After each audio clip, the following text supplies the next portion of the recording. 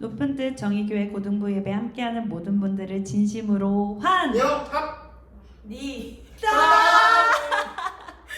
네, 오늘도 함께 예배하게 되어서 기쁩니다. 각자 자리에서 함께 사도신경으로 신앙 고백하시겠습니다. 나는 전능하신 아버지 하나님 천지의 창조주를 믿습니다. 나는 그 유일하신 아들 우리 주 예수 그리스도를 믿습니다.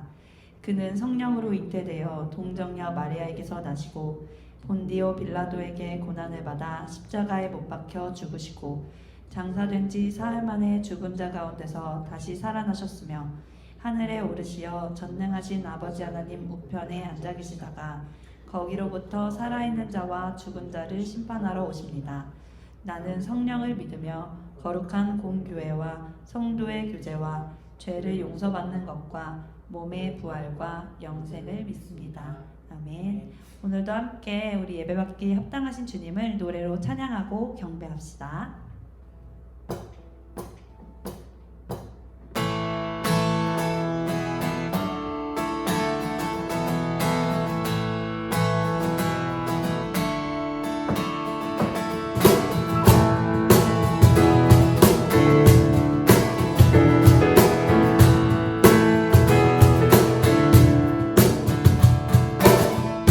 산과 시내와 붉은 노을과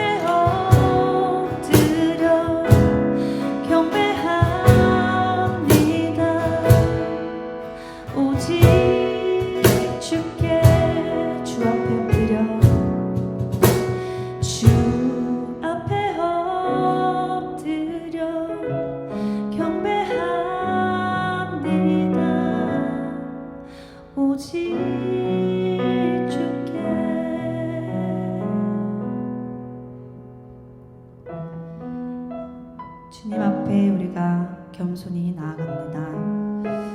우리가 가진 모든 편견과 이기적인 모든 것들을 이 시간 내려놓고 주님이 우리의 삶에 찾아오셔서 우리의 방향성을 바꾸시고 우리를 새롭게 해주십시오. 우리 이 시간 마음을 다해 함께 기도하시겠습니다.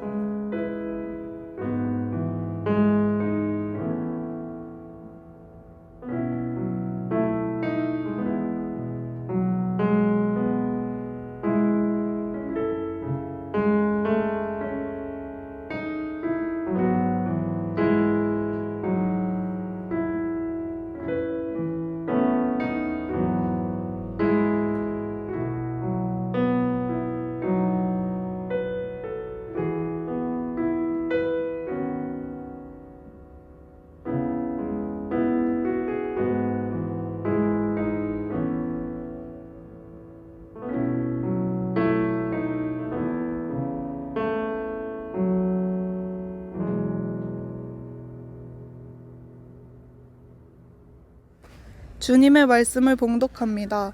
오늘 우리에게 주시는 말씀은 출애굽기 20장 1절부터 2절까지입니다. 눈으로 보고 귀로 들으며 주님의 말씀을 경청하십시오. 이 모든 말씀은 하나님이 하신 말씀이다. 나는 너희를 이집트 땅 종살이하던 집에서 이끌어낸 주 너희의 하나님이다. 이는 주님의 말씀입니다. 이제 송수영 전도사님께서 너희를 자유케 하리라 라는 제목으로 하늘의 뜻을 펴시겠습니다. 저는 우리가 살아가는 삶이 어떠한가 가끔 이렇게 생각할 때마다 마치 길을 걷는 것과 같다는 생각을 할 때가 있습니다.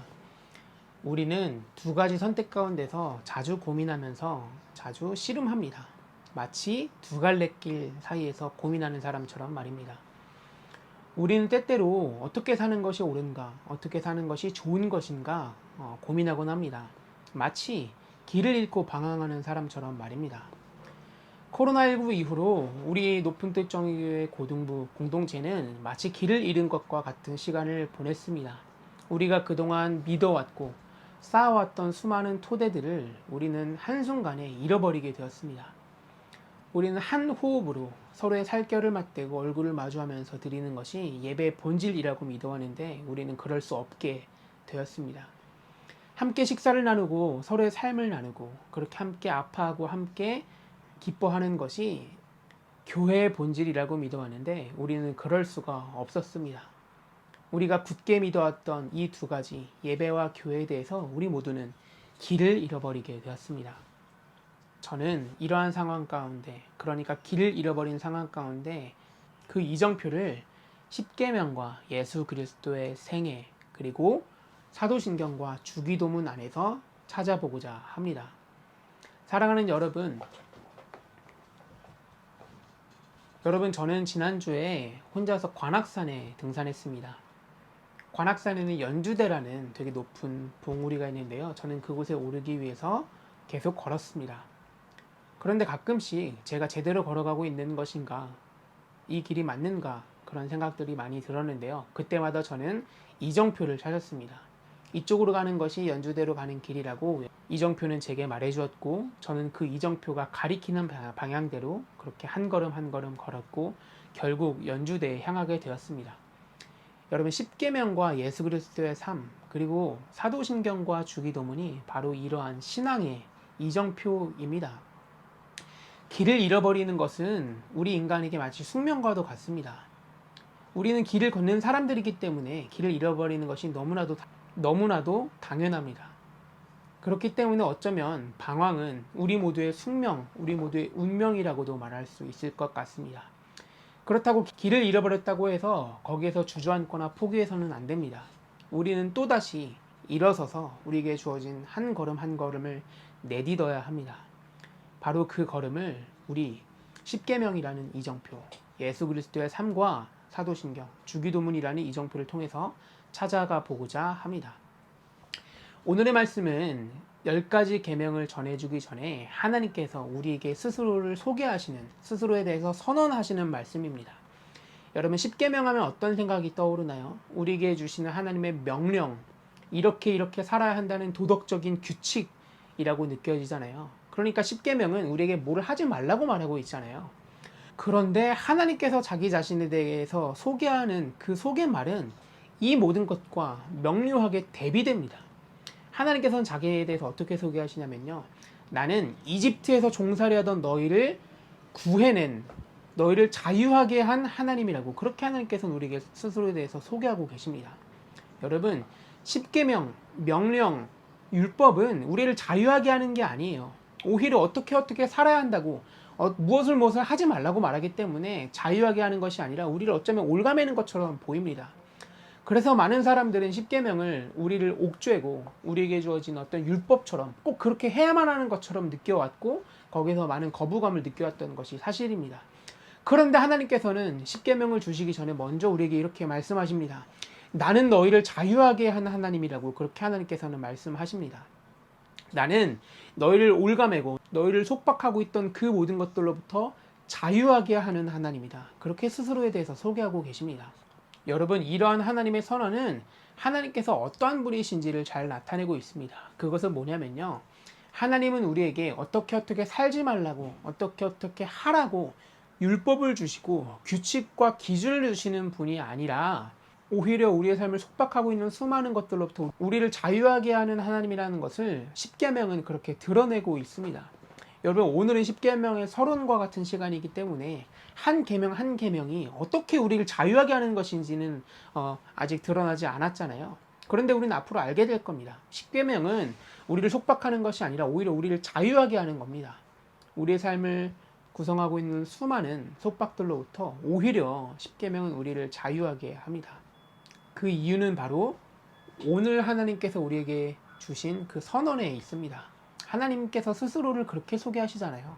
나는 너희를 자유하게 하는 하나님이라고. 그렇게 하나님께서는 스스로에 대해서 소개하고 계시잖아요.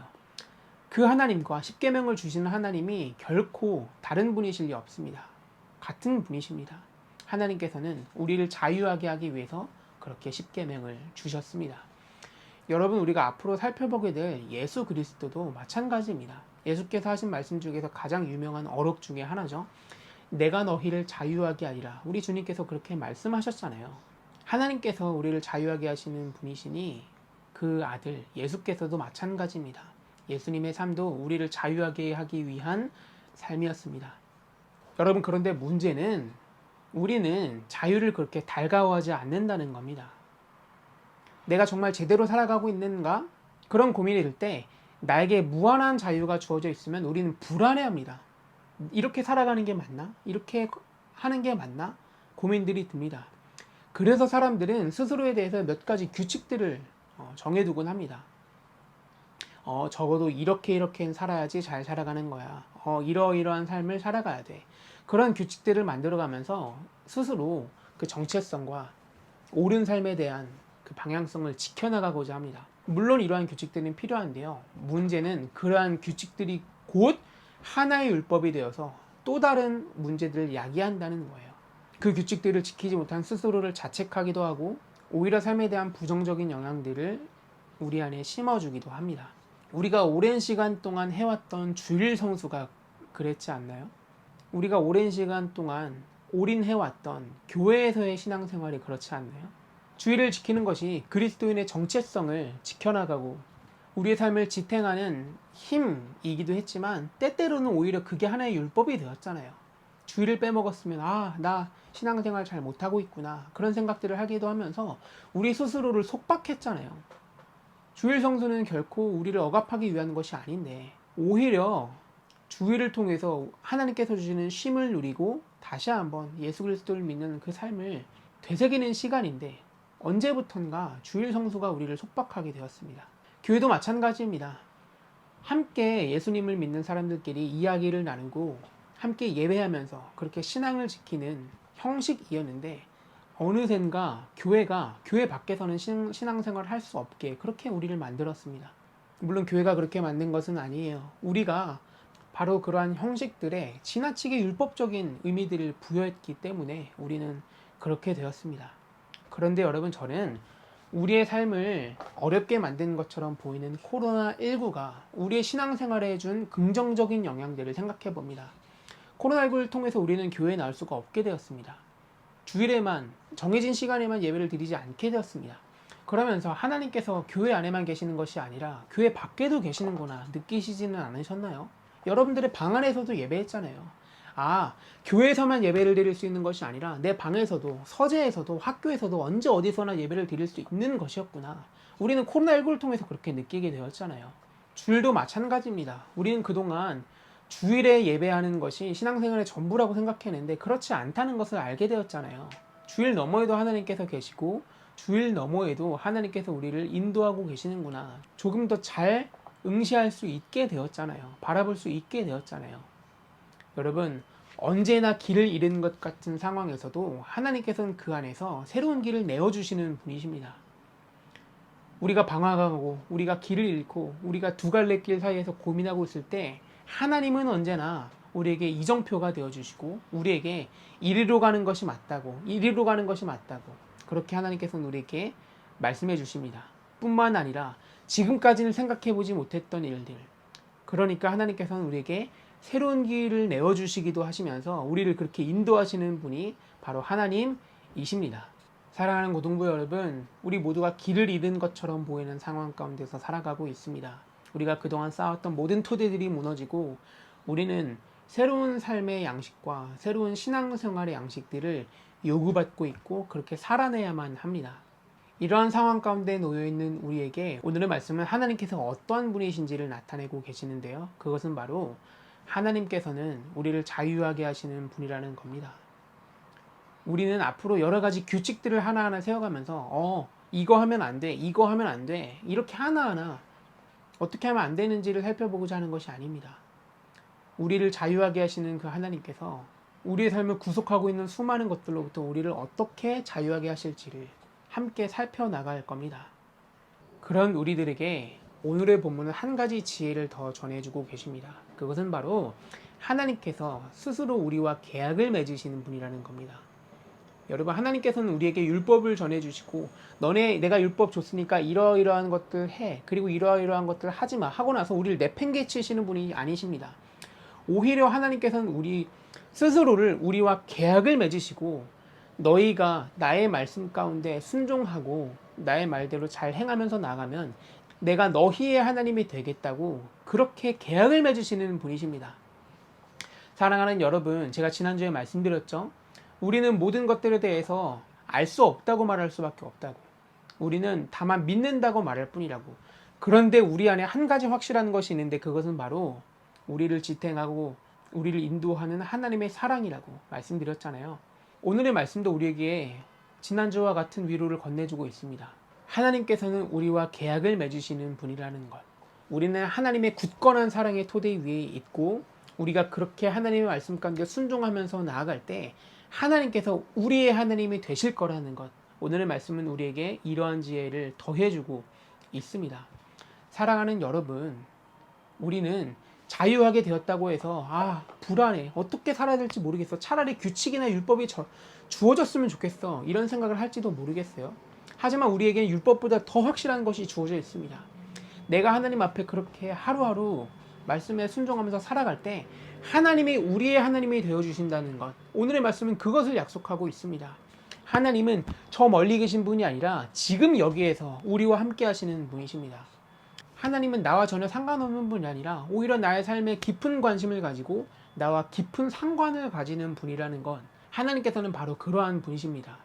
그게 바로 하나님의 계약입니다. 내가 너와 상관하겠다, 내가 너와 가까이 있겠다. 하나님께서는 계약을 맺으시면서 스스로를 우리와 더 가까이 만드셨고 우리의 삶에 더 깊은 관심을 가지겠다고 그렇게 약속해 주시는 것입니다. 사랑하는 여러분, 우리는 이제 길을 잃은 것 같은 상황 가운데 놓여있지만 함께 길을 찾아 나갈 겁니다. 이 모든 여정이 하나님의 확실한 사랑의 토대 위에 있다는 것을, 이 길을 걸어가는 우리에게 하나님께서는 스스로 우리와 계약을 맺으시고 우리의 하나님이 되어주실 거라는 것을 잊지 마시길 바랍니다. 우리가 이렇게 한 걸음 한 걸음 하나님의 말씀에 순종하면서 나아갈 때 하나님께서는 우리의 하나님이 되어주실 것입니다. 하나님께서는 여전히 우리의 삶을 지탱하시고 인도하시는 분이라는 것을 우리는 모두 알게 될 것입니다. 우리 이제 우리 각자 가운데 주신 하나님의 음성들을 우리의 존재의 중심으로 거두고 마음 가운데 깊이 새기는 기도 함께 드리도록 하겠습니다. 기도하시겠습니다.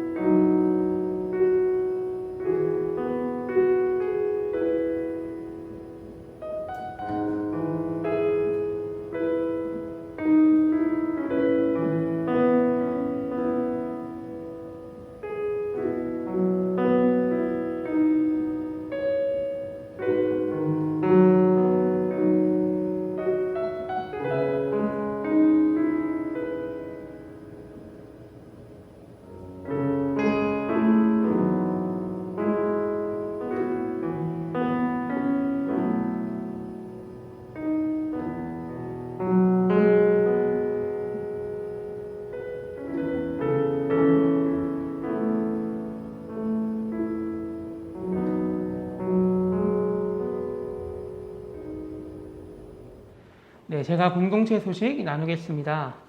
우선 오늘도 고등부 온라인 예배 가운데 함께 하시는 모든 분들을 진심으로 환영하고 축복합니다. 오늘도 함께 예배할 수 있어서 정말로 좋습니다. 8월 9일과 8월 16일에 저희가 두 번에 걸쳐서 오프라인 예배를 드리게 되었습니다. 여름 특별 신앙교육이라는 이름으로 저희 고등부는 예수 그리스도의 죽음과 부활에 대해서 기독교의 가장 중요한 이 두 가지 사건이 우리에게 어떤 의미가 있는지 함께 나누고자 하는데요. 여러분들 저희가 방역수칙이나 우리 정부에서 요구하는 그리고 감염되지 않을 만한 최대한의 준비를 저희가 다 마치고 당연히 다 마치고 예배하려고 하니까요. 우리 정말로 한 6개월 만에 드린 예배거든요. 우리 함께 예배할 수 있었으면 좋겠습니다. 예배에 대한 자세한 안내와 공지 그리고 참석 여부 조사는 저희가 다음 주부터 진행하도록 하겠습니다. 오늘 우리가 10계명, 예수 그리스도의 생애, 사도신경 그리고 주기도문까지 우리가 올 한 해에 걸쳐 함께 나누고자 하는 우리 신앙교육, 우리 기독교 신앙교육의 첫 번째 시간을 함께 나누는데요. 오늘 이렇게 전체적인 서론과 개요에 해당하는 부분이고요. 다음 주부터는 예수 그리스도의 생애에 대해서 함께 나눕니다. 예수 그리스도의 나심, 예수 그리스도의 죽음, 예수 그리스도의 부활. 이 죽음과 부활이 우리가 오프라인 예배를 드리게 되는 때이고요. 그 다음에 예수께서 우리와 함께 하신다는 내용을 가지고 8월 2일부터 23일까지 예수 그리스도의 생애에 대해서 나누고자 합니다. 그리고 그 이후 8월 30일부터는 10계명 첫 번째 계명부터 우리가 함께 우리 신앙 교육을 나누고자 합니다. 네, 우리 이제 다 함께 서로 평화 인사 나누도록 하겠습니다. 우리 서로 옆 사람과 그리고 혼자 예배하고 있다면 다른 누군가를 떠올리면서 인사 나눴으면 좋겠습니다. 당신에게 주님의 평화가 있기를 빕니다. 전도사님께도 주님의 평화가 있기를 빕니다. 우리 모두와 함께 나누겠습니다. 주님의 평화가 있기를 빕니다. 사랑하는 고등부 여러분, 여러분들에게 영상 편지 하나 더 드리고 싶어서 이렇게 추가적으로 영상을 찍게 되었습니다. 여러분, 제가 가끔씩 하늘뜻 펴기를 통해서나 이렇게 광고 시간을 통해서 말씀드렸듯이 저는 기본적으로 코로나가 이렇게 오래 갈 거라고 생각하지 않았습니다. 빨리 오프라인 예배가 되어야 된다고, 그게 정상화되는 거라고 그렇게 생각하고 사역해 왔습니다. 그런데 우리 방향을 조금 바꿔야 될 것 같아요. 곧 두 번의 오프라인 예배를 드리게 되겠지만 당분간은 오프라인 예배를 기대할 수 없는 상황 가운데 놓여져 있습니다. 그래서 그동안은 온라인 예배가 임시적인 거라고 생각하고 그렇게 준비해 왔는데요. 이제는 온라인 예배가 우리에게 기본이 된다고 그렇게 생각하고 온라인 예배를 준비하고자 합니다. 온라인 예배를 임시적인 거라고 생각했기 때문에 사실 그렇게 공을 들이지 않았는데요. 앞으로 영상에 대한 퀄리티뿐만 아니라 영상에 더 많은 컨텐츠를 담아내려고 합니다. 그 중에서 가장 먼저 하고자 하는 것은 바로 뭐냐면요. 여러분들의 근황과 삶나눔을 영상을 통해서 하고자 합니다. 앞으로 브이로그와 같은 형식도 좋겠고요. 제가 직접 여러분들 신방 가서 그렇게 함께 영상을 찍어도 좋겠고요. 서로의 삶을 영상을 통해서 나누고자 합니다.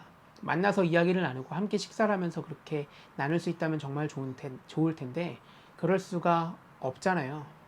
이제는 영상이라는 매체를 통해서 그 안에서 우리가 어떻게 함께 예배를 할 수 있을지, 어떻게 신앙생활을 더 잘할 수 있을지, 어떻게 공동체담을 유지할 수 있을지를 이제 한번 고민하고 그렇게 행하고자 합니다. 그래서 앞으로는 예배가 1부가 되겠고요. 2부에는 우리들을 높은 뜻 정의의 고등부의 이야기들을 담은 그러한 콘텐츠들을 더 많이 준비해 보고자 합니다. 이제 굳이 말하자면은 높은 뜻 정의의 고등부 온라인 예배 시즌 2라고도 볼 수 있을 것 같은데요. 앞으로 여러분들의 이야기들이 그리고 여러분들의 삶이 고등부 온라인 예배 영상 가운데 담겨질 수 있도록 더 많이 노력하고 더 많이 준비하겠습니다. 여러분, 제가 온라인 예배 처음 하면서 그런 말씀 드렸던 거 기억하세요? 약간 쿨병 걸린 사람처럼 그런 말씀 드렸잖아요. 주일 성수한다고 고생 많았으니까 당분간 좀 쉬어라. 다른 교회도 가보고 다른 교회 영상 예배도 드려봐라. 제가 이런 말씀 드렸던 걸로 기억하는데요. 이제는 상황이 바뀌었습니다. 미안합니다. 회개합니다. 이제는 높은 뜻정교회 고등부 온라인 예배로 돌아와 주세요. 이제 높은 뜻정교회 고등부 온라인 예배에 함께 해주세요. 이 안에서 고등부다움을 함께 누리고 고등부다움을 지킬 수 있도록 하겠습니다. 준비하겠습니다. 이제 높은 뜻정교회 고등부 온라인 예배를 드려주시기를 여러분들에게 부탁드리면서 영상 마치도록 하겠습니다. 여러분, 이제 정부의 규제가 풀려서 여러분들을 다시 만날 수 있는 상황이 되었습니다. 제가 그동안 만나겠다고 약속했던 친구들 많이 있는데요.